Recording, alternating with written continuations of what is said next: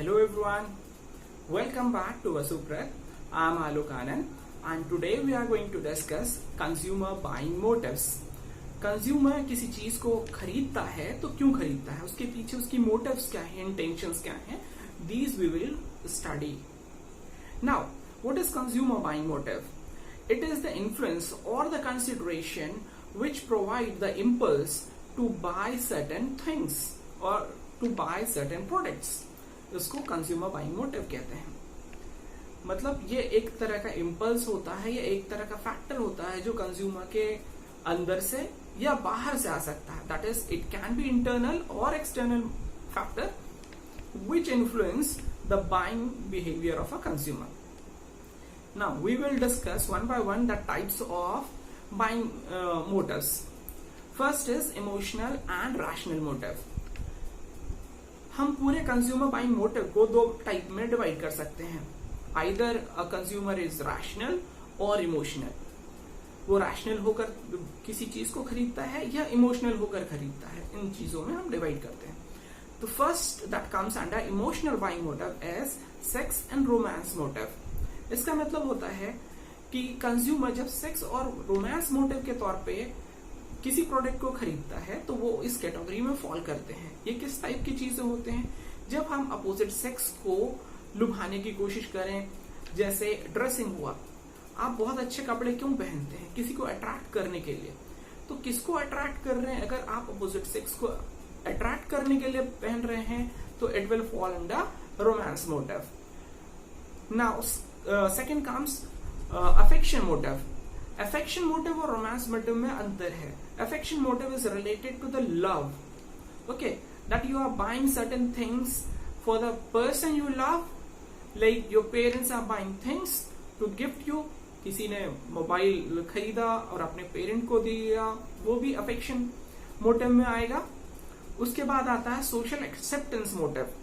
यहाँ पर सारी चीजें जो हम पढ़ रहे हैं इसमें हम रैशनल होकर नहीं सोच रहे हैं.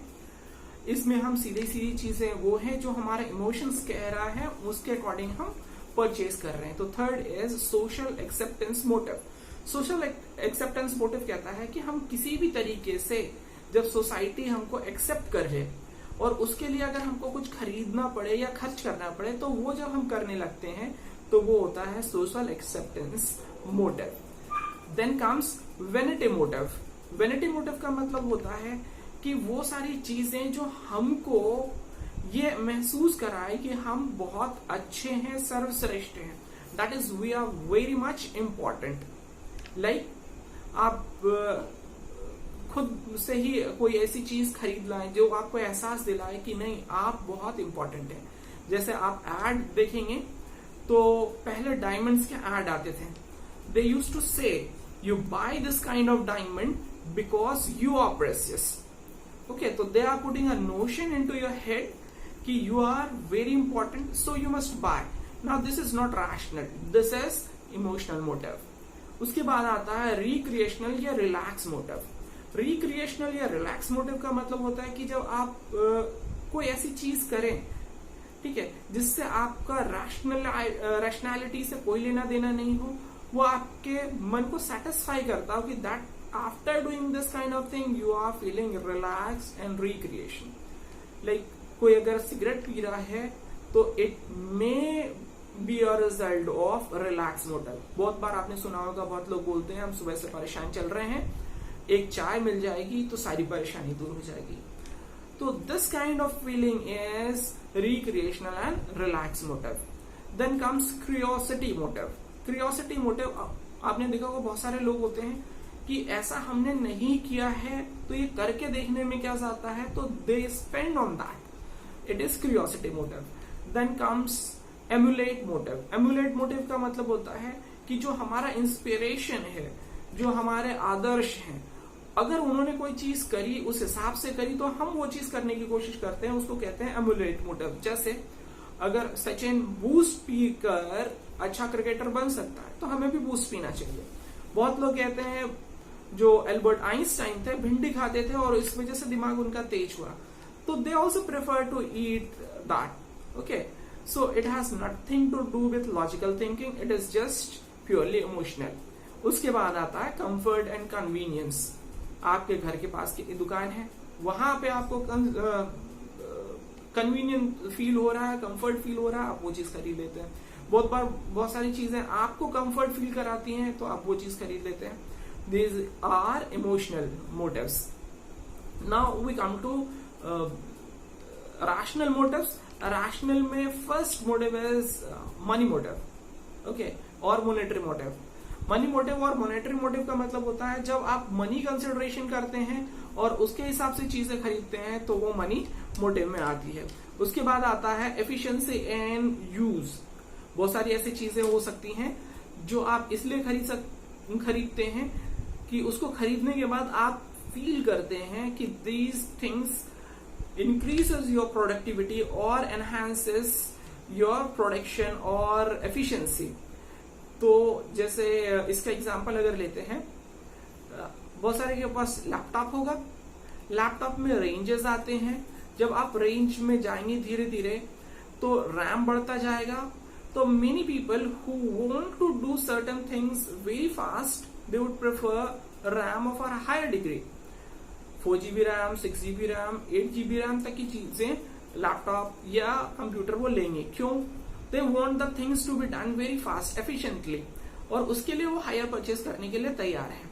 तो this comes under rationality because they have certain degree of rationality attached to it. उसके बाद आता है डिपेंडेबिलिटी मोटिव। डिपेंडेबिलिटी मोटिव होता है आप कोई ऐसी चीज खरीदना चाहते हैं जिसके ऊपर आप डिपेंडेंट हो सके। जैसे एग्जाम में जाना है आपको और आप पेन यूज कर रहे हैं, तो आप सबसे पहले एग्जाम में जाने से पहले आप पेन चेक करते हैं, उसकी रिफिल चेक करते हैं, और रिफिल में अगर थोड़ा सा भी रिफिल बचा हुआ है तो आप वो पेन यूज नहीं करते हैं। क्यों? You know, because it is not dependable. आप एग्जाम में जाएंगे, बीच में एक खत्म हो जाएगा और इससे जो आपका राइटिंग का जो स्टाइल है वो चेंज हो जाएगा, प्लस राइटिंग में वेरिएशन आने लग जाएगा। तो what you do, you buy a new, right? तो why are you doing such thing? Because you want to have a dependency कि हमारा काम जो है इसकी वजह से सुचारू रूप से चलेगा, right? Now second comes the product and patronage motive.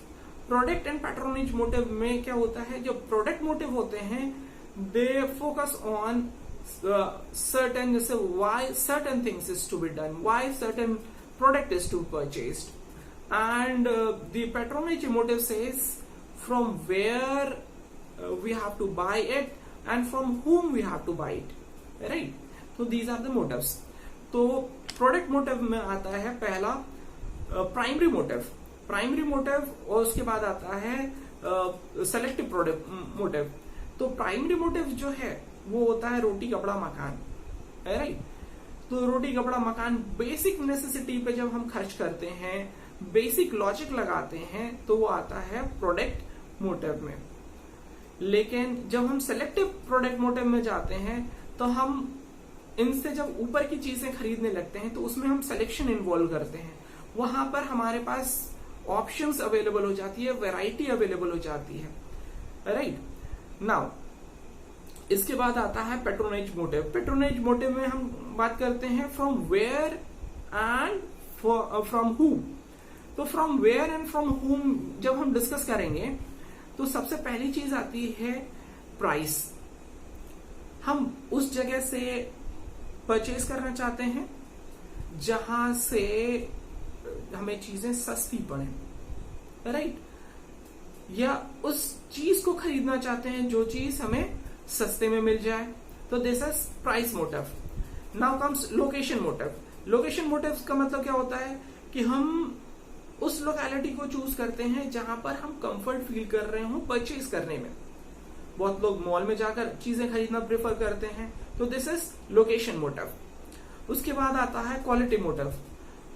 आपने अपने घर परिवार में सुना होगा कि many people prefer to buy from a certain place because जैसे वहां की चीजें अच्छी हैं, वो दुकानदार अच्छी चीजें देता है, राइट? तो this is quality motive.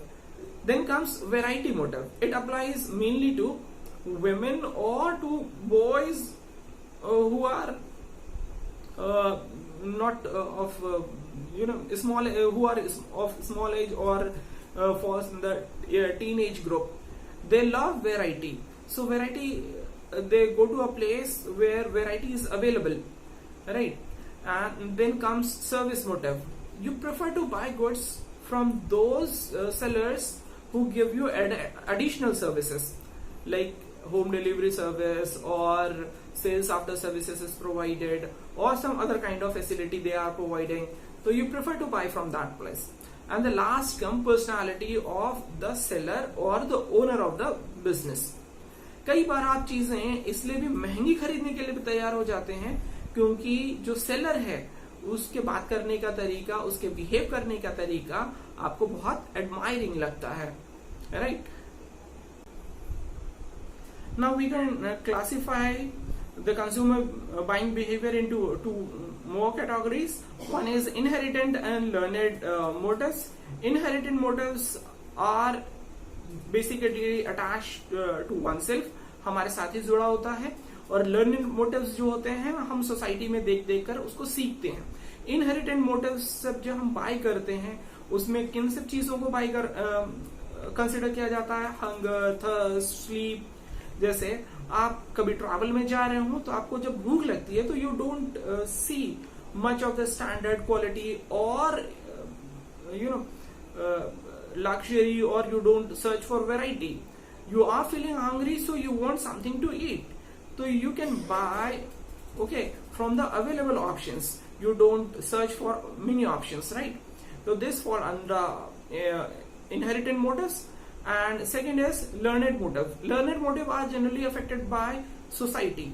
Society जो है आप वहां पर रहते हैं और उनसे बहुत सारी चीजें सीखते हैं. जैसे सोशल बिहेवियर की वजह से आप बहुत सारी चीजें कंसिडर करते हैं. आपने बहुत बार देखा होगा कि मान्यवर का एड आता है, शादी जब चल रही होती है तो सभी शेरवानी पहन रहे हैं. तो आपके घर में अगर किसी की शादी हो रही है तो you prefer to buy sherwani instead of just going in jeans and t-shirt. Okay, you can go in jeans or t-shirt also, but you are influenced by the society and don't prefer to do so. Okay, so these are learned motives. And next comes psychological and social buying motives.